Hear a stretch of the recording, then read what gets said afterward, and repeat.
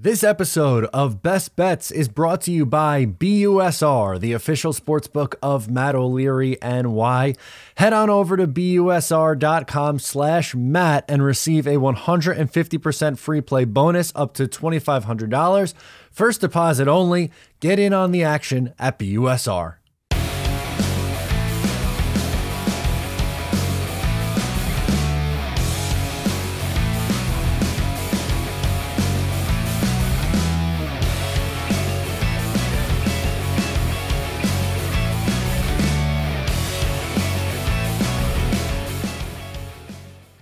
Hello and welcome to Best Bets. What is going on? I am Matt O'Leary, joined as always by Newsday's NFL pick columnist, Joe Maniello. Joe, how's it going?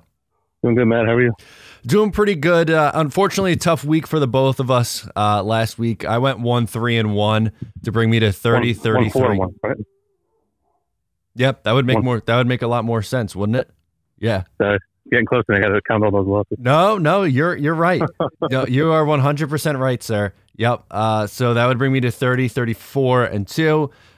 Joe, you went 2-4, so 32-31-2 so far on the year. Gross week for both of us. Hopefully we bounce back here. Those Jets couldn't lose by 3. Unbelievable. So let's get into it. We're going to do the Thanksgiving games first. We'll do the 3 Thanksgiving games. Then we'll do the Jets, a best bet, and an upset pick. We'll start Bills, Lions. Bills, pretty big favorites here at 9.5 points. Can they cover this number, or are you going with the Lions? I mean, of course they can. They have Josh Allen, Stephon Diggs, great team. But I like the Lions a lot here, actually.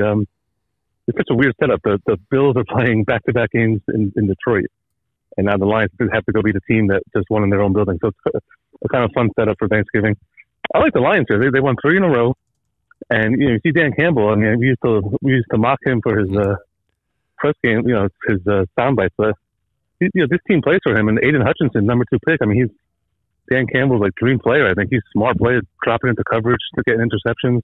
I like what this Lions team's doing. I don't think they're going to win the game, but Thanksgiving, this is like their Super Bowl. And the funny thing is, if they keep playing well, they have an outside shot at being a wild card team. The NFC isn't that great.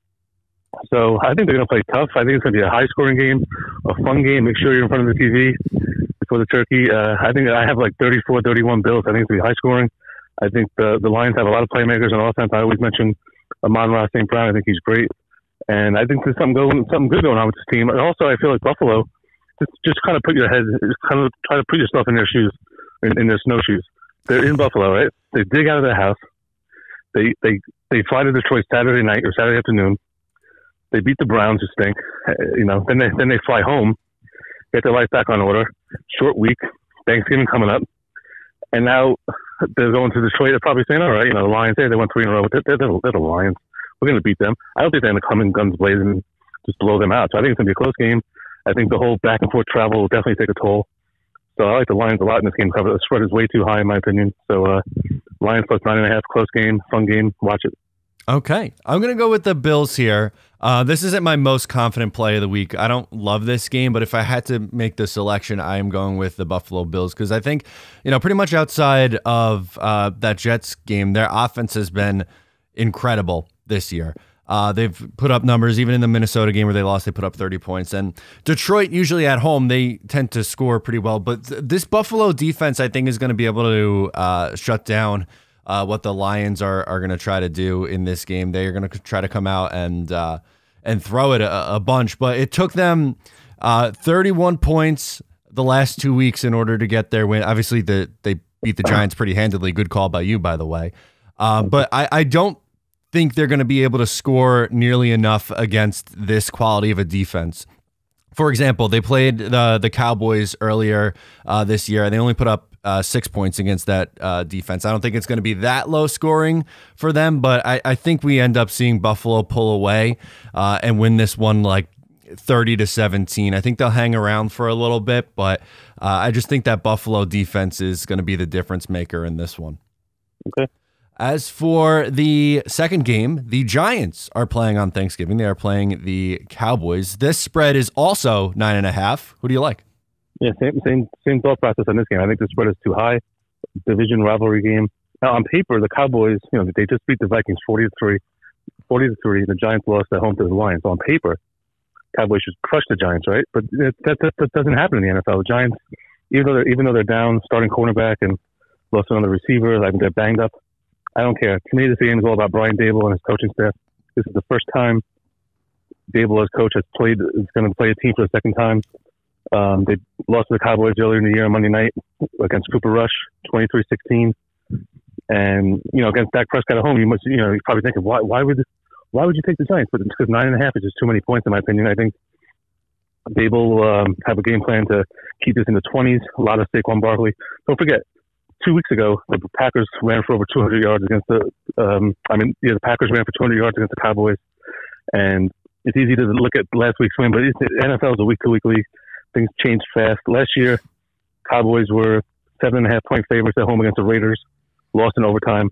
They've lost 3 in a row on Thanksgiving. I think they're going to be a little flat in the first half after that big win against Minnesota. I think thinking that, all right, the Giants come in all hobbled. We're going to beat them easily. So I think the Giants are going to show up. I think it's going to be a Saquon Barkley game. And to me, it's all about the coaching. And I love getting 9.5 points. I see like a 24-20 kind of game, maybe 27-20, but I do not see a blowout. So I'll take the big number. Yeah, I'm going to take the number in this one as well and take the Giants here. I know they're coming off an ugly loss to the Detroit Lions, but I think they're going to play Dallas incredibly tough. These divisional games, they always tend to be close.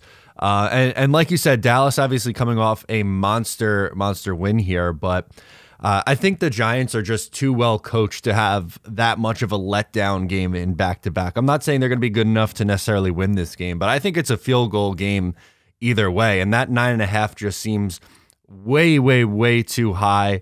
Obviously, a short week for both of these teams. The Giants coming off a tough loss at home, but they played Dallas tight the first time, and I think they're going to be up for the challenge. For me, they're going to try to get Saquon involved, and for Dallas, I mean, Tony Pollard's been fantastic, and they still have Ezekiel Elliott there, but I think the Giants keep this one close. I think it's a field goal game. I'll go 23-20 Cowboys with a late field goal to pull ahead and win, but another fun game between these two teams.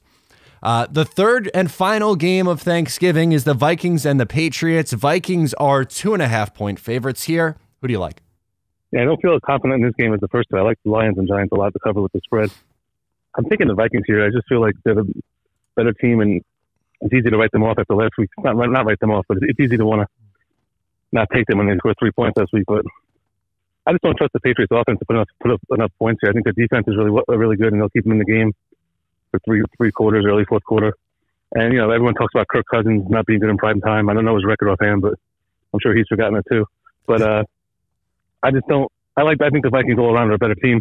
And sometimes a loss like that is actually a good thing. It's similar to like when a team in March Madness is like undefeated, like they want to lose that. You almost want to lose that game before you go into the tournament unbeaten, so you have less pressure. So I think a loss like that, the game was so bad that I think Fox or CBS switched off the game to Pittsburgh. That's how bad it was. Yep. So I think that kind of loss maybe re-energizes them. And now they're at home Thanksgiving.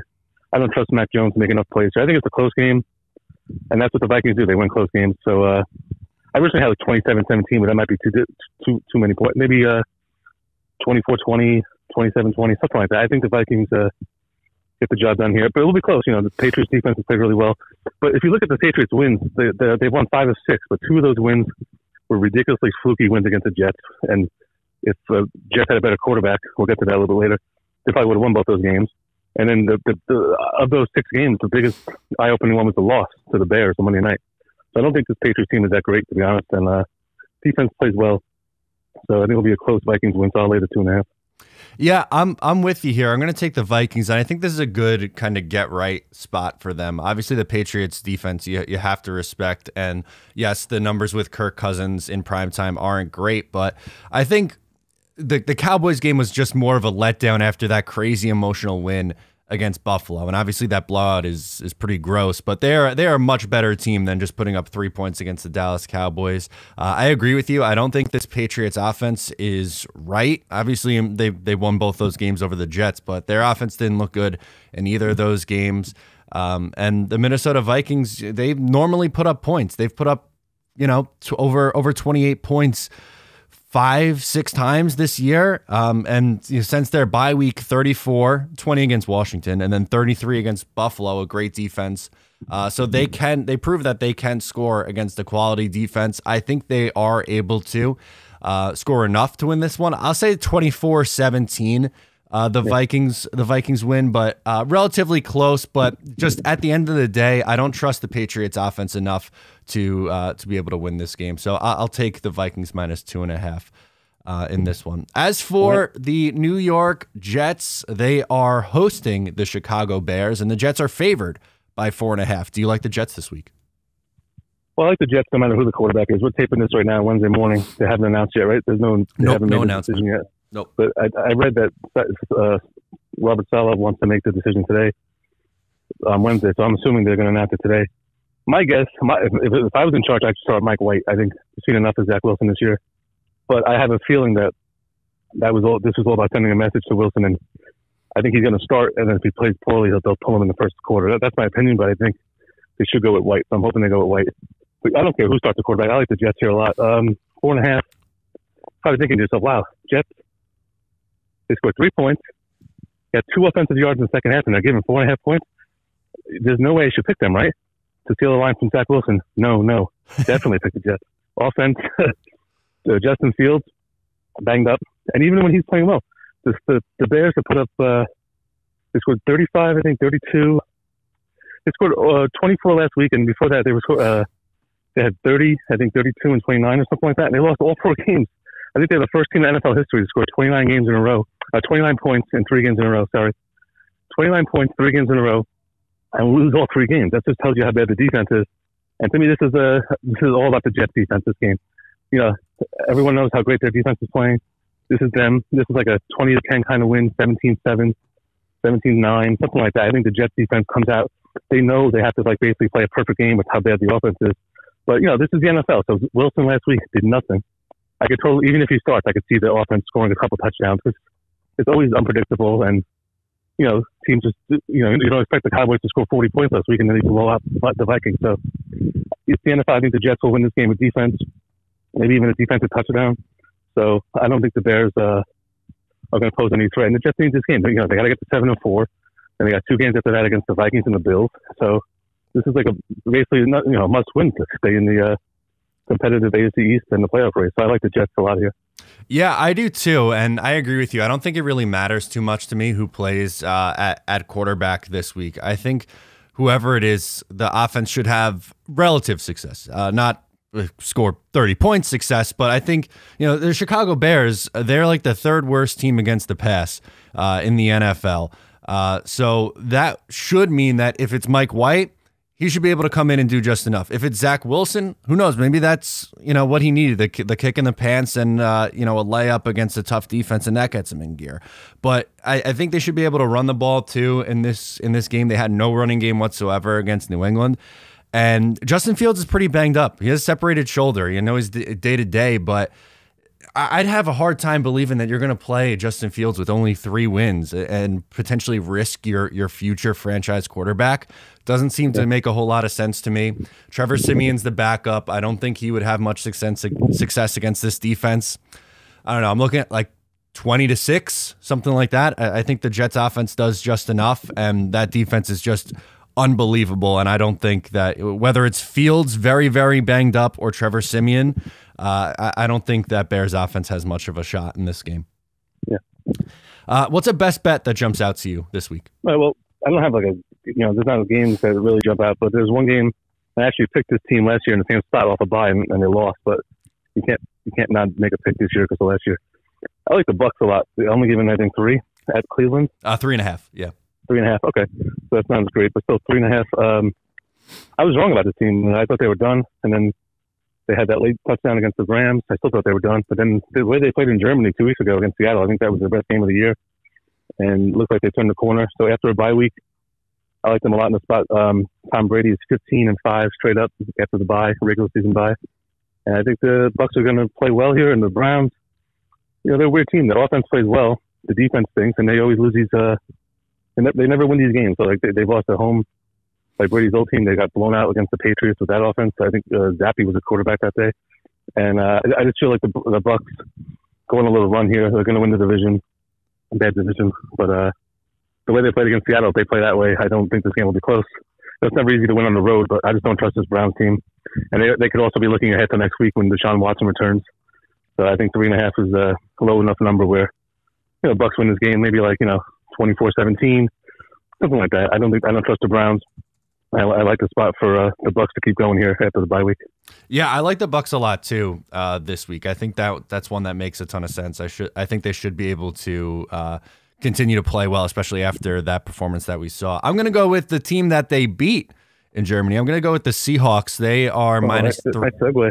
Yeah, there we go. Minus 3.5 against the Las Vegas Raiders this week. I know Vegas had this crazy win, 22-16 against Denver in overtime, but it Denver's the only team who's bad enough to blow a game against the Raiders, who have blown multiple games. And Seattle, they are just too well coached to come out and be flat against this team.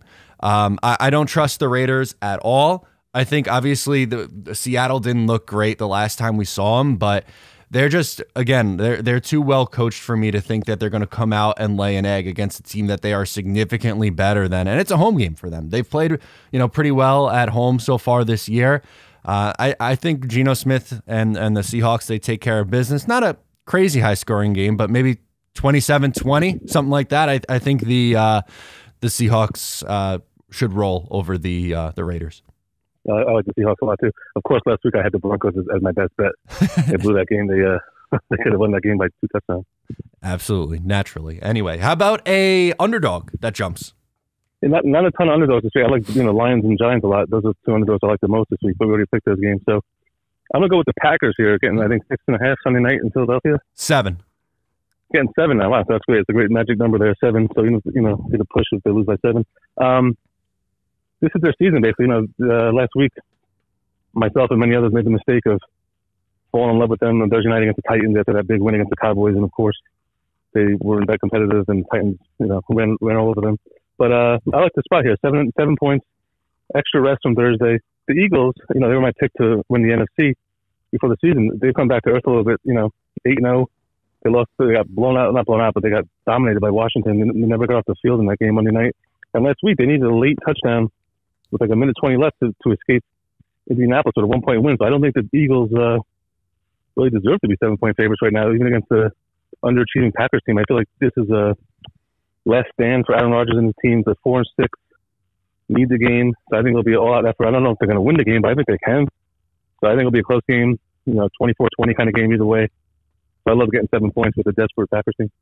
Yeah, I like that. That makes sense to me, absolutely. So for mine, I'm going to go with the Tennessee Titans getting 1.5 against the Cincinnati Bengals. This is a playoff matchup from a year ago, and the Bengals came out on top, obviously on a last-second field goal, but this time around, it's more, the Bengals are a weird team to me. They're very hard for me to figure out on a week-to-week basis. Sometimes they look like world beaters. They're going to score a bunch of touchdowns, and then the next week they come out completely flat. And for whatever reason, I think Tennessee is, well, one, they're the better coach team in my opinion. I think they have the much better coach, but I think they're defensively, I think they're going to give Cincinnati a little bit of a hard time here. I don't see them running away with this one. I think Tennessee wins the game outright.